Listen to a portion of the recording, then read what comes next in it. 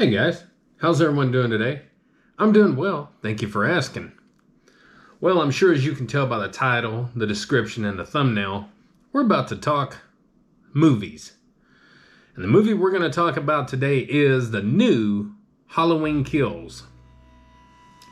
Now, for those of you that get a little bit confused on the whole Halloween story, the whole timeline and all that good stuff, okay? Pay attention, listen close. We all know that there's like 10 different Halloween movies, okay? But the only movies that matter in this story, in this timeline, is the original Halloween from 1978, Halloween from 2018, this movie, Halloween Kills, and the next movie that's coming out, Halloween Ends. I believe it's going to come out next year. Those are the only movies in the entire Halloween universe that even are remotely related to this storyline, as of right now. So, to get that out of the way, this movie here picks up directly after Halloween 2018. It picks up directly after that. It's all within the same night. So, let's go over the list of characters. There's a long list of characters, and I'm going to give them all their mention, and we'll go over them. I may butcher some names. That's life. So let's go over them nice and slowly. Here we go. We have Jamie Lee Curtis as Laurie Strode. We have Judy Greer as Karen. We have Andy Medichek as Allison. We have James Jude Courtney as The Shape, or Michael Myers. We have Nick Castle, who is the original Michael Myers in 78. He is The Shape as well in this movie. And we also have another. Aaron Armstrong is The Shape from a flashback, we'll say. We have Will Patton as Officer Hawkins. We have Thomas Mann as Young Hawkins. We have Jim Cummings as Pete McCabe. We have Dylan Arnold as Cameron Elam. We have Robert Longstreet as Lonnie Elam. We have Anthony Michael Hall as Tommy Doyle. We have Charles Cyphers as Lee Brackett. We have Scott MacArthur as Big John.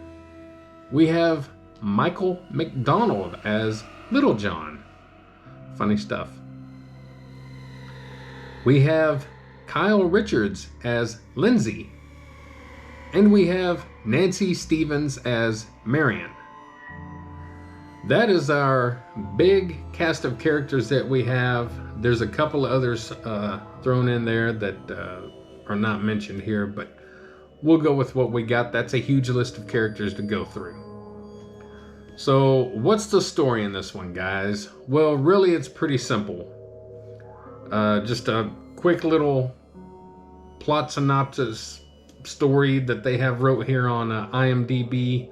And the Halloween night when Michael Myers returns is not over yet. Minutes after Laurie Strode and her daughter, Karen, and granddaughter, Allison, left masked monster Michael Myers caged and burning in Laurie's basement, Laurie is rushed to the hospital with life-threatening injuries. Believing she finally killed her lifelong tormentor, but when Michael manages to free himself from Laurie's trap, his ritual bloodbath resumes.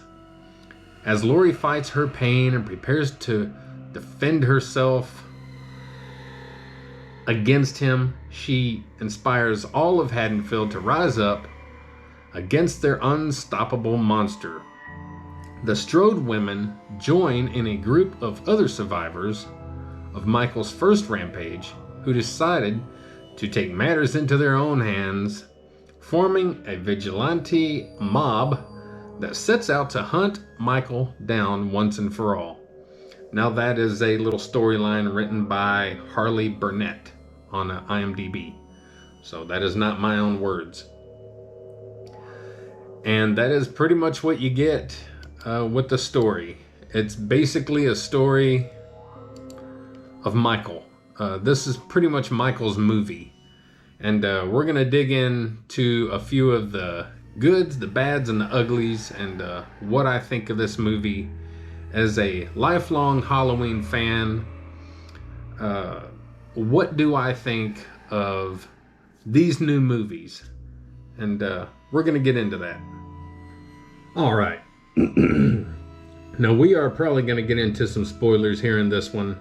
Normally, I try to stay away from spoilers and just kind of give, just my brief, kind of outlook on movies and stuff like that. But this movie here, I'm going to probably touch on a few things. And right now, I am actually kind of in the middle of watching it again for the second time.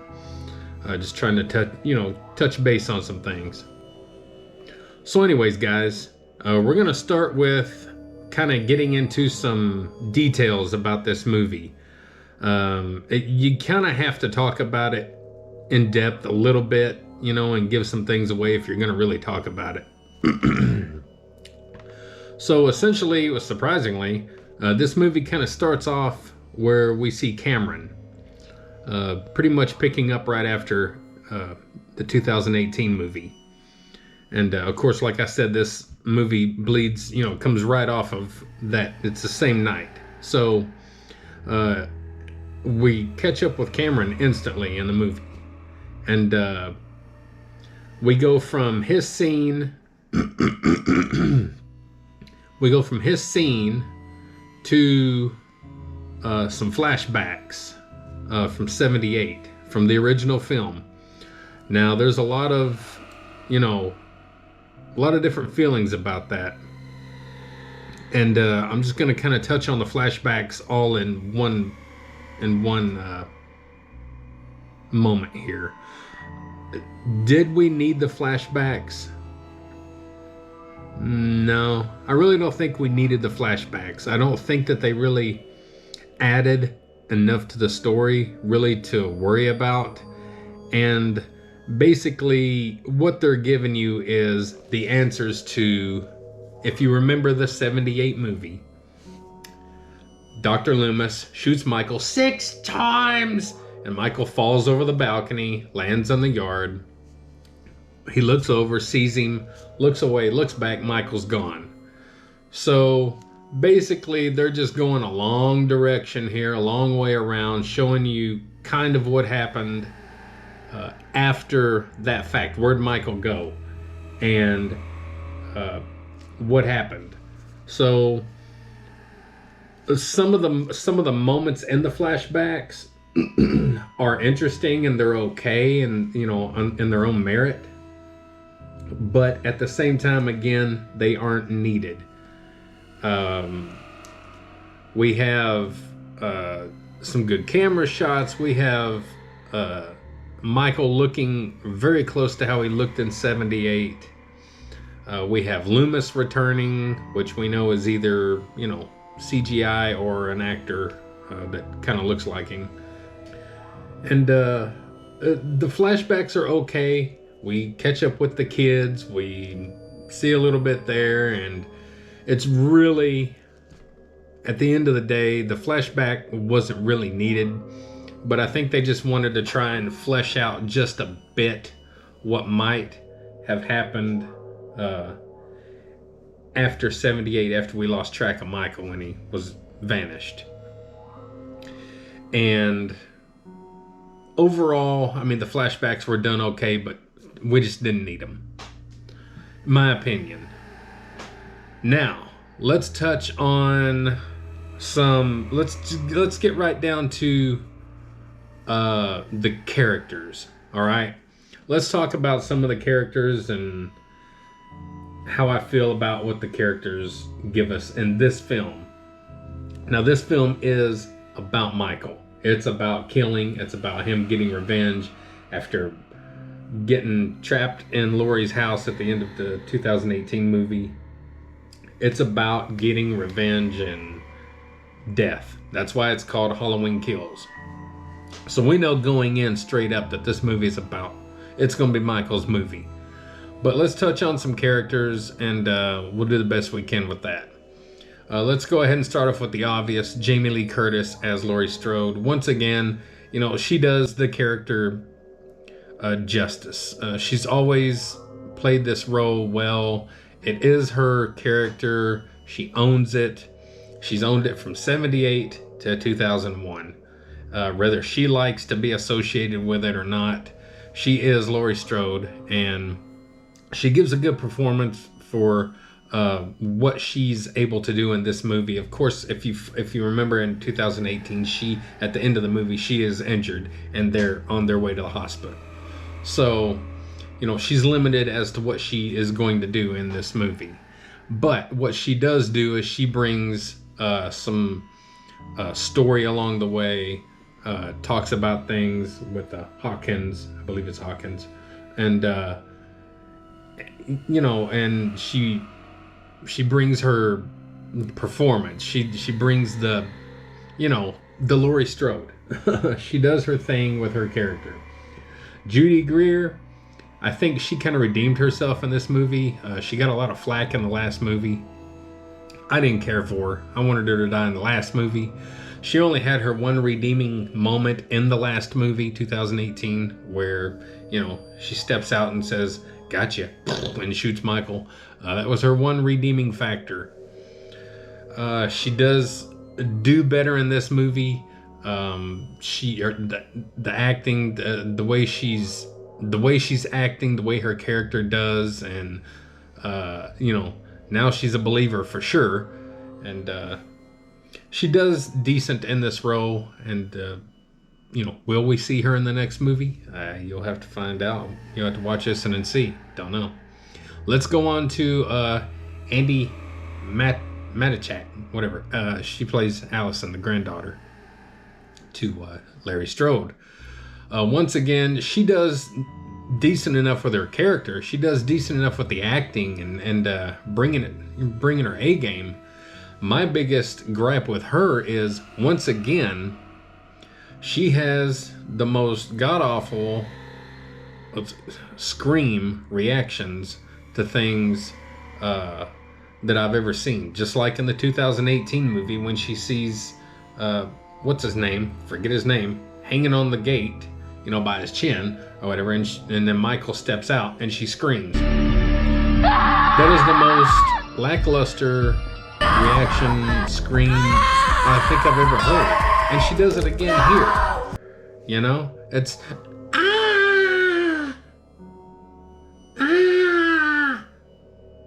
I want to get up and run out the door. Oh my God. It's really about that bad to me. She does horrible. She is not going to be a scream queen. Let's put it that way. And unfortunately, to me, that stands out above so much of the rest. Again, she does a decent job with her character. She really does. It's just, man, she's going to have to learn to scream. You got some crazed killer coming at you, and you know what's going on. It's not, a figment of your grandma's imagination. Scream. You see what's happening. Now, we're not going to touch on Michael Myers just yet. Matter of fact, let's go to, let's talk about Dylan Arnold Cameron. That's Allison's boyfriend, I guess. He kind of redeems himself in this movie. If you remember, in 2018, he wasn't a bad person. He just kind of got caught up at the party that they went to and was kind of did a no-no, to Allison, kind of messing with other girls and stuff. But of course, like I said, this movie opens up pretty much with him and finding Hawkins, and he puts on a good performance. He does well. He steps up to the plate, not only with his performance but the character himself, and he redeems himself and really has a strong pivotal role in this movie, which really was unexpected for me. You know, I didn't really expect him to be anything in this movie at all, to tell you the truth. So he did well, and the interaction between him and Allison were great, and the little interaction between he and his father, Lonnie Lamb, was good, and you could see the connection there. And let's go ahead and get on Robert Longstreet, who plays Lonnie Lamb. Go away, Nat. Anyway, I thought that Nat was Michael Myers. Of course, we're catching up with him. He's one of the legend characters that have returned. Not necessarily he's not the real guy that played Lonnie Lamb, but he's taken on the character. And the little bit that you see him, he's okay. I think that there's decent moments in the acting, but I think the character himself, I think, kind of does some stupid things along the way, and it just kind of, you know, some things that you wouldn't do, especially him being, you know, part of the original crew from '78, you know, his character, and seeing and knowing what's going on and what he faced with Michael, even himself. He wouldn't have made a couple of the choices that he made. That's what I didn't like about his character. Kind of, it was kind of like, you know, some of these legend characters that they brought back, even if it wasn't the original people playing them, the characters themselves, some of them, it's like they just kind of threw them to us, you know, throw us a bone, just to kind of bring us some nostalgia and that. And, you know, it's okay for what it is. Let's go on to Anthony Michael Hall, that plays Tommy Doyle. Of course, you remember Tommy Doyle from the '78 film. Now, of course, Anthony Michael Hall didn't play him originally. The other guy did, and I don't remember his name, and I apologize. But they went with Anthony Michael Hall, which I believe he does an okay job at playing the character. He is quite the vigilante, or, you know, hot-headed and ready to fight, and you know, which I can understand from the, you know, his character, of course, you know, was traumatized from '78. You know, Michael coming after Laurie, and Tommy Doyle and Lindsay were, of course, there with Laurie Strode in the house, and, you know, and they experienced the whole Michael mayhem. So I can understand his character being a little crazy and possibly a little bit over the top, and that's how he was. I think he did okay, but again, did the character go anywhere? I don't know. It's the same thing with the guy that played Lonnie Lamb. Did it go anywhere? I don't really know. Did we need it? Did we need to throw back characters? I don't know. I think, again, it was just really a marketing ploy to some degree, to kind of strike up a little bit more interest, like, hey, we've got some of these original characters, and we have some of these original actual actors coming back, and what have you. So I think overall, I think they did okay. And I'm just looking at my screen here. I'm kind of going over these people as I kind of look at them here.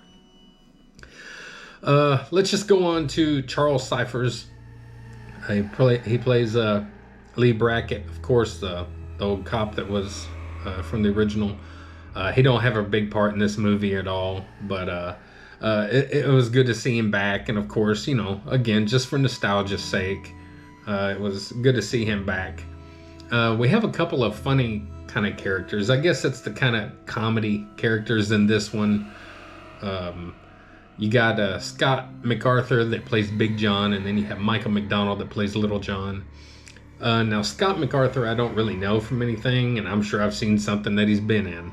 But Michael McDonald, you're going to remember him as playing Stewart from Mad TV. So it was funny seeing him in here. And they play a couple, and they're kind of a little bit of the comedy relief. It's not like over-the-top stupid comedy like we got in 2018. You don't need that in a Halloween movie.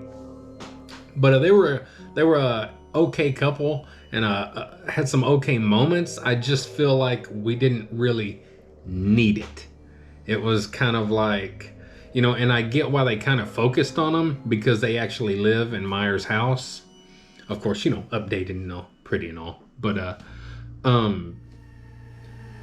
they are, you know, living in Myers' house, and of course we all know that that's where Michael Myers wants to go, is back to his house all the time. So of course we have this, you know, segment with these two guys at one moment, and then the movie goes on, and then later on we're reintroduced to these guys again, and you know, we go through some stuff. So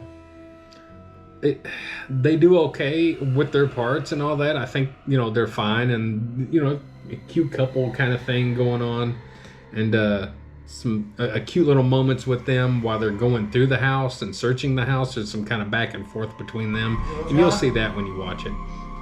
But I just think maybe we didn't need a lot of it. You know, I think maybe it went on a little bit much. So let's go on to Kelly Richards. Of course, she plays the character of Lindsay, and she is the original Lindsay from the '78 movie, which is nice to see. Her character, I was surprised that in a couple moments, there was a really, really fantastic moment in this movie involving her and Michael. Really, really great moment, and not just the moment, but the cinematography, the way it was shot, the moment, the what you're seeing visually on screen looked really good. And there's a lot of moments in this movie that look really good. And then of course we have Nancy Stevens' moment. She plays Marion.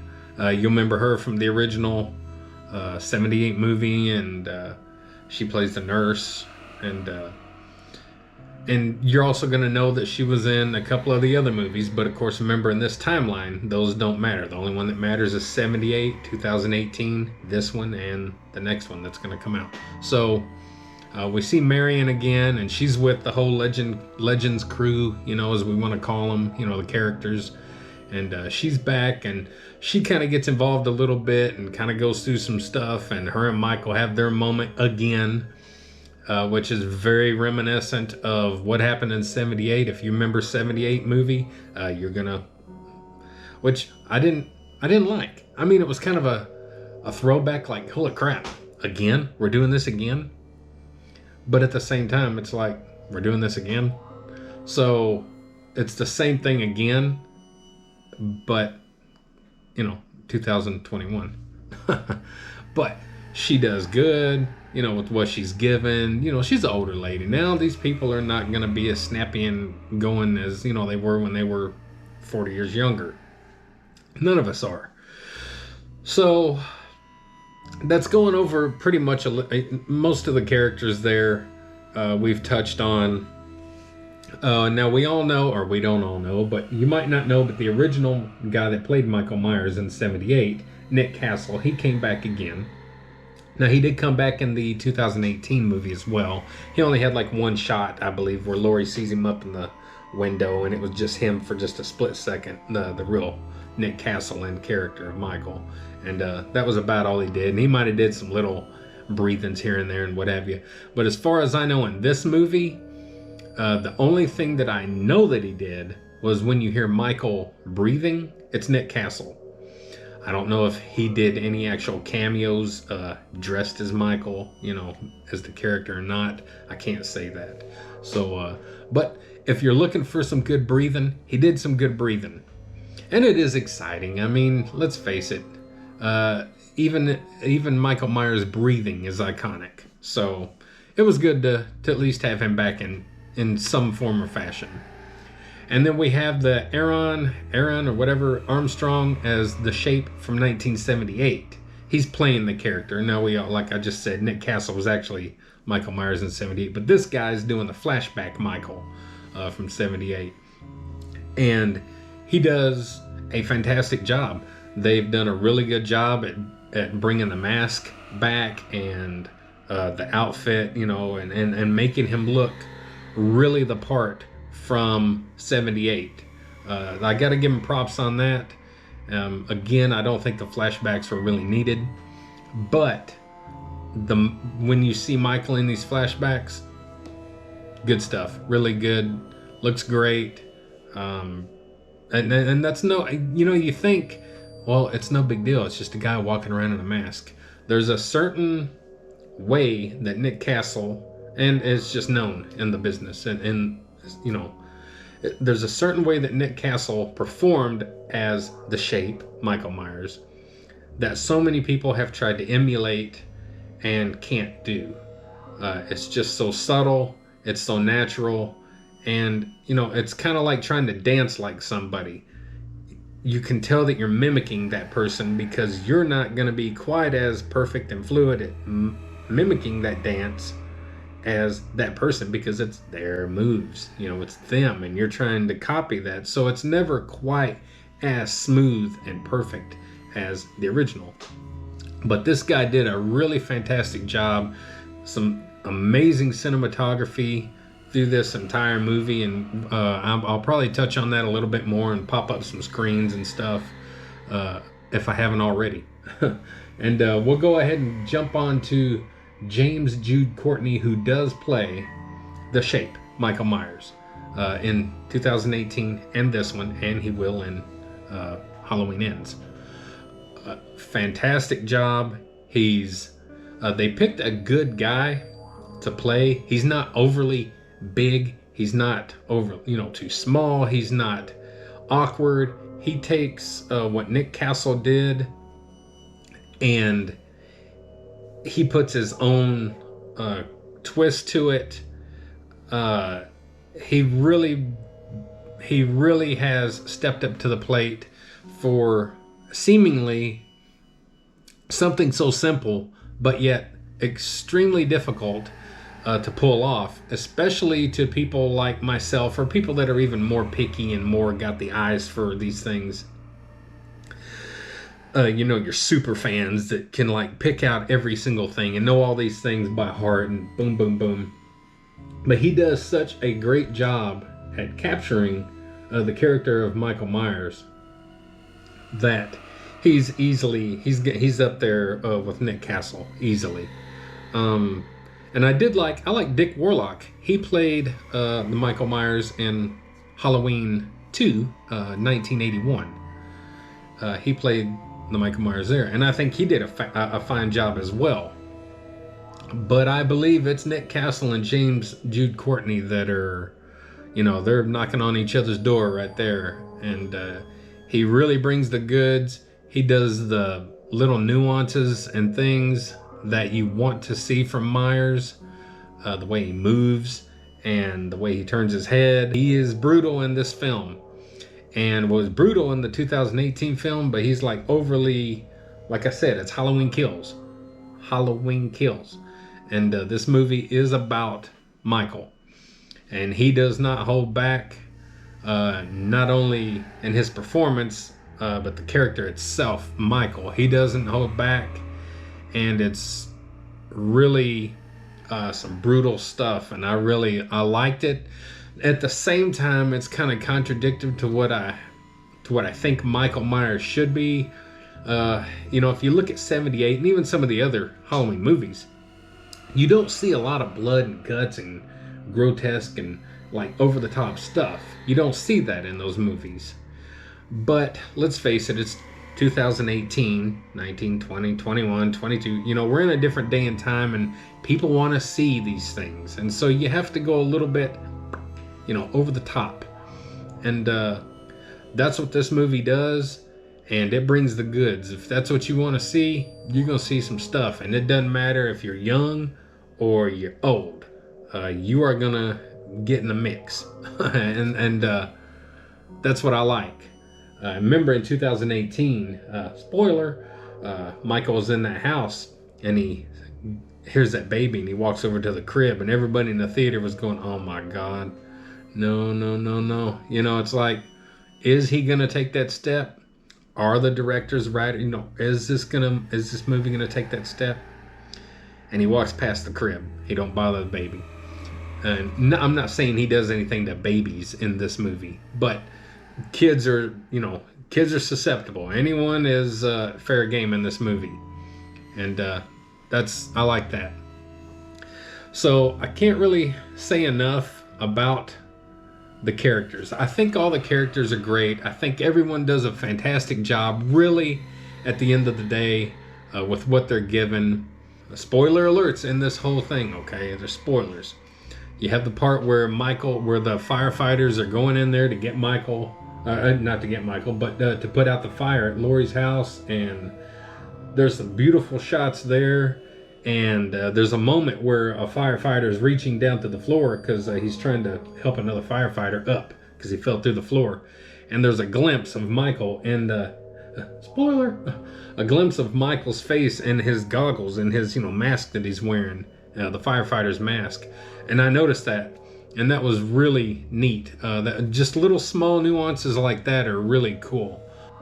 Again, I'm skipping through here just a bit. And we have a part where Tommy is going out. There's some, they know that Michael's out now. They've seen it on TV, on the news. And a lady comes in that was just in the bar that they were in. And she comes back in and saying, someone's in my car.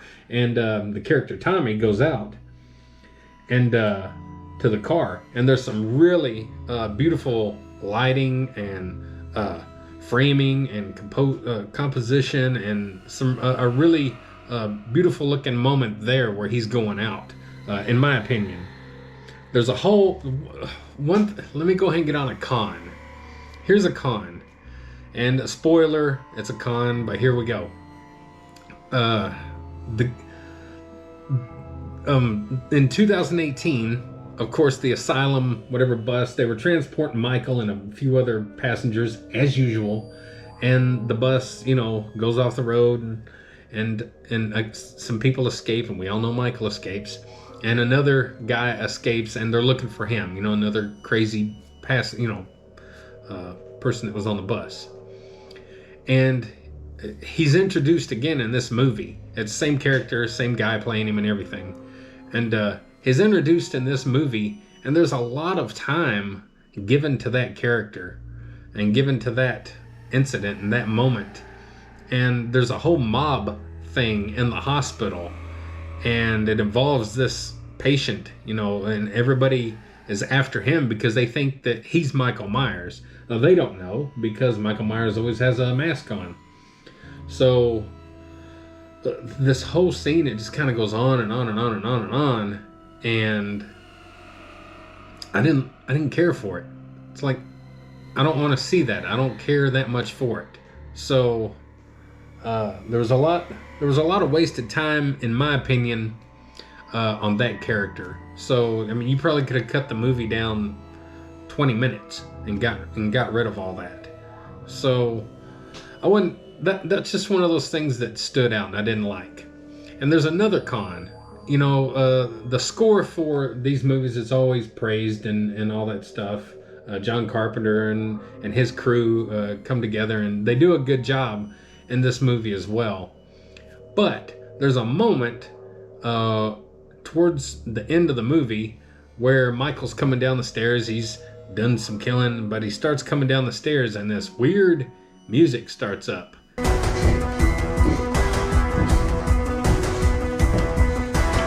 It's really odd. And even after the movie is over, my youngest son and I, we were all out still talking about it.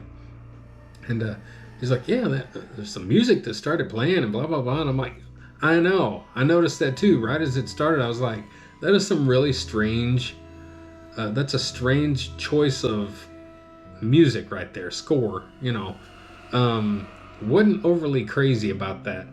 In my opinion, my humble opinion, and even my youngest son's opinion, he's young, you would think he'd be a little different with this, but even he's like, why not just use the original 78 score, leave things as B, even taken from Halloween 2, 1981 movie. Take some score from that, mix them kind of, and just keep it simple. I think 2018 and this one tried to overcomplicate and bring new stuff, and some of it's okay. I'm not going to say it's not. Some of it's okay.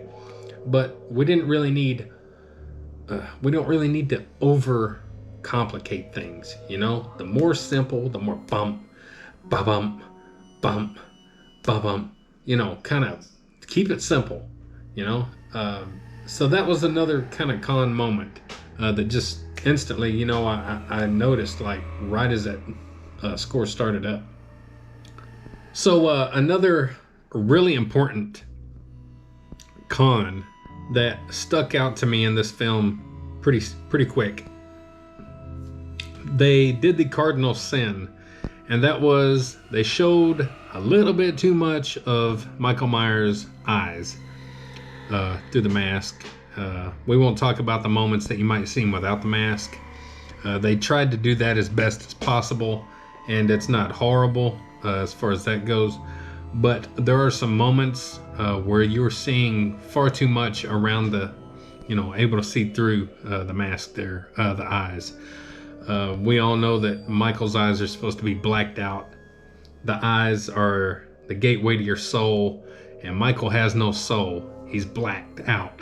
So you never want to see any part of his eyes at all. So that's kind of a con that I wanted to bring out.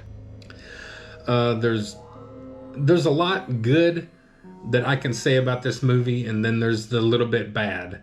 I know that whenever I seen the 2018 movie, Halloween, I liked it. I was impressed. I liked it. But then over time, I've gotten less and less impressed with it. And it's at the point now where really I don't care to ever watch it again. I've seen it a handful of times, and I've experienced it, and I've gotten to where I kind of dissect it a little bit. And honestly, it's not really fantastic. But I can say this. If you take the 2018 movie and you take this movie and you combine them, I think it makes the 2018 movie a little better. Not on its own merit, but as a you know, a watch together with the 18 and this one. So I can say that at least I could see me going back and watching the 2018 mixed, you know, like boom, you know, watch these back to back, kind of like you would the original 78 and 81 movies, Halloween 1, Halloween 2. You can watch those two back to back because they take place in the same night, and it just feels like one beautiful movie put together, you know. So really, at the end of the day, this movie helps the 2018 movie. Now, I've went on and on and on long enough. This video's super long. This is longer than any discussion I've ever had on a movie. But I felt like I wanted to really kind of touch base with this one because it was really hyped up, and us fans were really looking forward to it. So I hope you appreciate the video. Of course, we got the next one next year coming out, hopefully. And we'll end we'll end this little storyline, hopefully. So anyway, at the end of the day, guys, do I recommend this movie? Yes. But I recommend watching 2018 with this one to kind of make it a little better. Watch 78, 2018, and this one, okay? And you'll get one decent, coherent story somewhere in there, okay? I hope you enjoyed this. I hope I touched base on things. If you have anything to add, please, there's some comments section down there. Do that. And while you're at that, guys, why don't you go ahead and give me a like, share, and subscribe to Mikey Sun TV. Okay?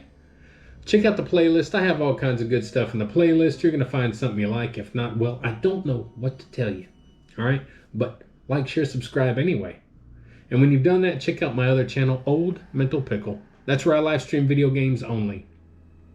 All right, go check out the playlist in there. Like, share, subscribe. Like, share, subscribe. All right, both channels. Do it. Do it. And don't forget, guys, get up, get out, get rad, do it to it. Go watch these movies. Leave your comments, and we'll see y'all later.